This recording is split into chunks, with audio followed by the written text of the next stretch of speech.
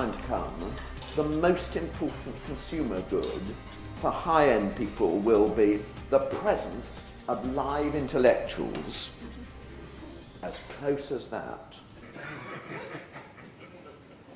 But already EI is bringing you that. Remember where you heard it first. What we've learned in the last 3 years, or relearned, I think, is that government policy is incredibly powerful in shaping at least the short to medium term events in the economy. My view actually was really from the immediate aftermath of Lehman, once the governments really did open the spigots and start to print money without limit, that was going to work. And I think we've clearly seen it work over the last year. There's been a fairly dramatic recovery in most parts of the world economy, not least here in London, where you've seen even property prices really shooting back up, almost back to their peaks of 3 years ago, not only in residential property, which most people are more aware of, but also in commercial property. Interest rates are going to remain virtually at zero, not just for the next few months, not just for the next year or so, but I would hazard to guess at least for the next 5 years, we're not going to see interest rates, certainly in this country, or indeed anywhere in the advanced world, above, let's say, 1.5% or 2%. And that will create a completely different environment from anything that any of us have been used to. Would it be considered a positive thing if economists were more prominent? I think that we know very well that we hate bankers, but I think a second group that we've tended to be hating in the last few years has been economists, for supposedly not having predicted what was going to happen, and now for not knowing what to do to get out of it. Lyndon Johnson, who memorably said, and I've never been able to use this in a speech before, but I think I can to editorial intelligence, he memorably said that giving a speech about economics was like pissing down your leg. It feels hot to you, but not to anyone else. But it's also, I think, to make it more serious for a second, a reflection of the question of whether we expect too much from scientists or from so-called experts in every field. The thought that I want to leave you with is that if you think economics is essentially about a decimal point in a forecast about next year, or a question about whether the fiscal deficit should be cut by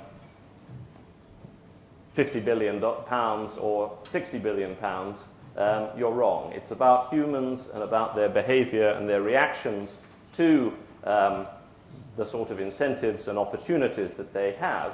And we as economists need always to remember that it's about psychology. The real explanation, I think, for the economic crisis of the last 3 years is psychological. Given that we all know in the next year or two there are going to be huge numbers of public sector job cuts and massive cuts which will impact on the private sector as well, how long do you think it's going to take, both of you, before the private sector creates lots of jobs to replace all those that are lost, and what do you think is going to happen to unemployment and perhaps social stability in the interim? I think that's the critical question. I must say I'm more worried about a double-dip recession now than I was even a month ago, because of the reason you've given. I think the government is going to be too aggressive in those cuts. I think there is a need to get public deficits and debts under control, but it's not the kind of emergency that has been presented to us by the government. And in fact, it would be much better to have a coherent, slow and steady long-term program which would actually be aiming at what's really causing the potential bankruptcy of the state, which is health and pensions. The private sector will be stimulated by low interest rates, also by export opportunities. A great surprise has been the strength of the German economy, since they were the original nasty, austere budget people. And we were all thinking that basically around Germany there would be a permanent depression in Europe.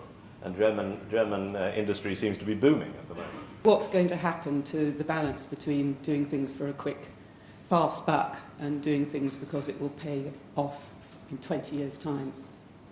in the end, it's going to depend on your confidence about future policy, about future spending behavior, about what other business people are going to do, what people in your networking breakfasts say to you, and whether they feel confident or not.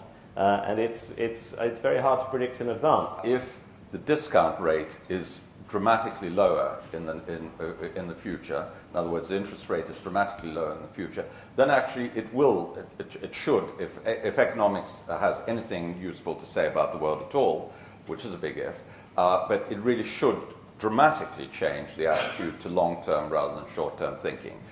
With an interest rate of 10 or 15%, anything that happens beyond a 3-year time horizon is literally worthless. It's irrelevant because by that time, an income in 5 or 10 years' time means nothing if the current interest rate is 10 or 15%. With an interest rate of 2 or 3%, the long term becomes much, much more valuable. It goes to me in the United Kingdom, there are two countries. One is London, which you might well have been talking about, which will buck any economic trend. And then there's the rest.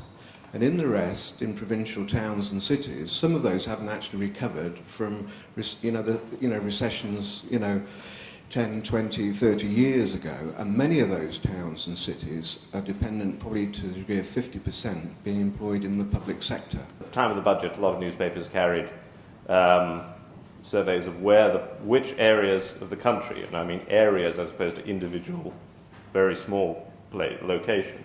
And actually the public sector is much more broadly spread than our prejudice says. And we think Scotland's basically a dependency.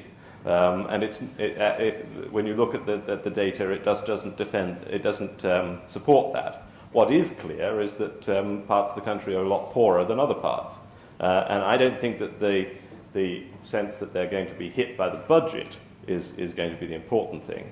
It's a pre-existing problem of inequality and a pre-existing problem of large areas of like hopelessness that is just going to become more apparent to us, I hope.